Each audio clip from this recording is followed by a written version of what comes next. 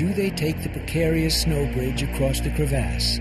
Or do they hike around it, putting themselves at risk should anything happen to the climbers above? In a more experienced group again, I wouldn't have had any reservations going over a snow bridge that could possibly collapse if you knew that you had people on your team that could arrest a fall like that. But Jeff and Dennis are the only climbing pros on the firefighter team. A lot of people have died up there over the years, and it's always in the back of your mind. The feedback I got was people just rather go around the Bergschrund, so that's what we did.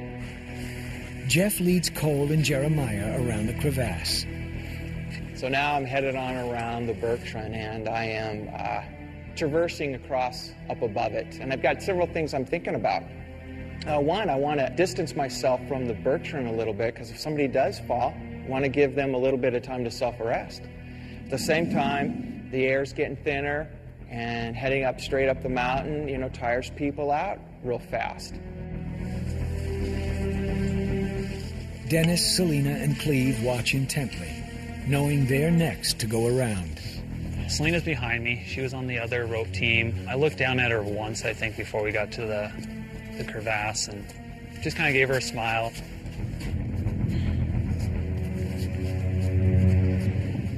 A few hundred feet above them, someone else's misstep is about to turn a routine climb into a test of survival.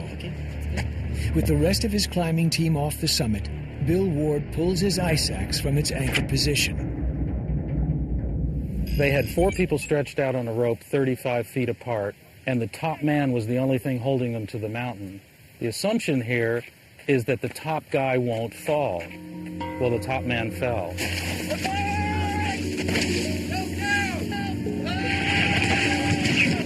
I heard yelling. The first thing I hear is falling. I heard someone yell fall.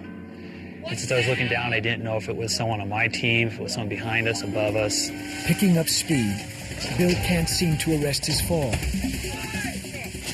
Rick Reed is struck and pulled down the mountain by Bill's hurtling weight.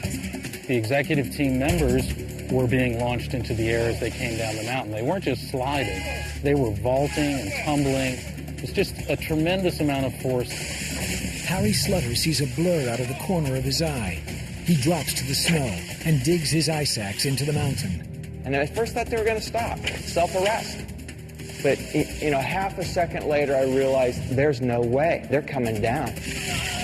Then the entanglement of rope and bodies hits Chris Kern, hurling him backwards into the air and shattering his pelvis. Everybody's laying down and sliding in different directions. Some of them are tumbling. With every ounce of strength in his body, Harry digs deeper into the snow in a blind effort to arrest the fall. Once that top man slipped, he was going probably 30 miles an hour before he met the next man and pulled him off. And that's more than anyone can stop. By the time they hit Harry, the 3 falling climbers are a force equal to 1,000-pound sledgehammer. Still clutching his ice axe, Harry is ripped down the mountain with his friends. The High Pointers are next. Hillman and Biggs were sitting ducks. They were on the mountain below the executive team, and they couldn't get out of the way. I saw the other climber fall into our rope. When I looked up, I saw John basically picked off and hit like a billiard ball. The impact of 4 men sliding 800 feet in a matter of seconds crushes John Biggs and launches him several feet into the air. When they hit Biggs, they were certainly going fast enough to have killed him at that point. Knowing that he was next in line to be pulled down the mountain by the tumbling mass of climbers, Tom does the only thing he can. I dug in both crampons and laid down on my ice axe and said, okay, here we go. Said, okay, God, I need your help right now. In a matter of seconds, the force of the fall wrenches Tom off the mountain, ripping his shoulder from its socket. He becomes the 6th man to get caught in this horrific human snowball. I saw a couple guys sliding down at us.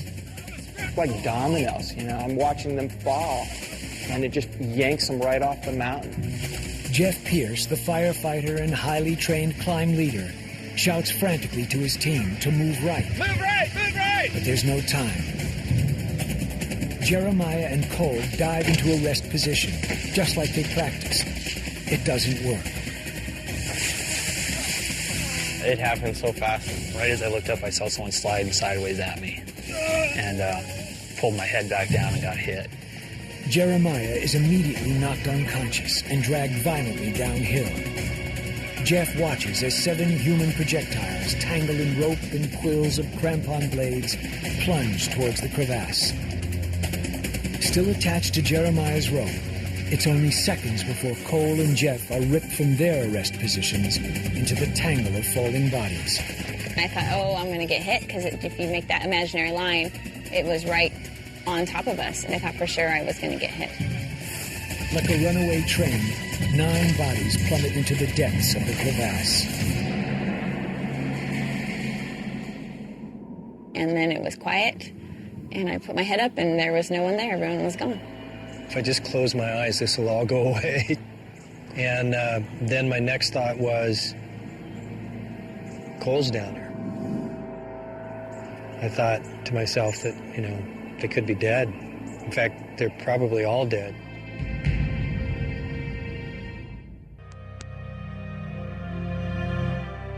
In a blink of an eye, a beautiful day on Mount Hood becomes a calamity. The last climber to leave the summit, Bill Ward, slips and falls. His inability to stop himself unleashes a relentless wave of violent collisions. Rick Reed is hit first, then Chris Kern and Harry Slugger. Tangled in their own ropes, crampons, and backpacks, the group crashes into the high pointers. John Biggs and Tom Hillman are the next victims to be snatched off the mountain. With 1,500 pounds of force, they smash into Jeremiah Moffett. His rope jerks 14-year-old Cole Joyner into the melee. Still in the arrest position, Jeff Pierce is plucked off the mountain, his ice axe sending up a rooster tail of ice behind him. Clustered together, the 3 groups of 9 climbers disappear into a deep crevasse.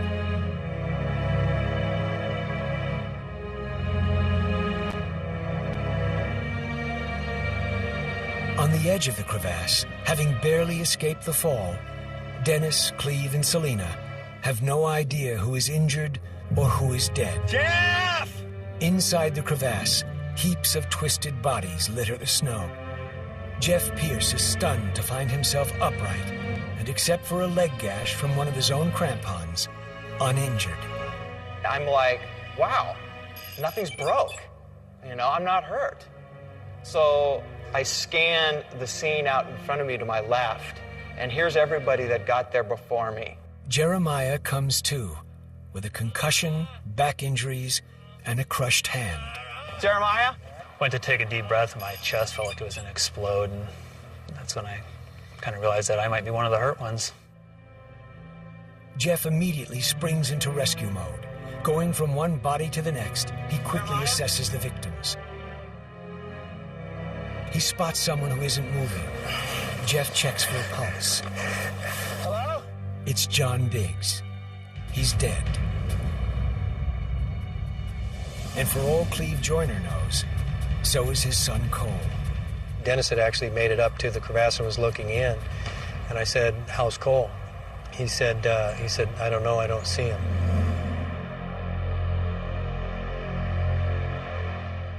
I realize that we've got a multiple patient scene. And for me, it's take off the climbing helmet and put my work helmet on. I'm now the firefighter again, and it's time to go to work.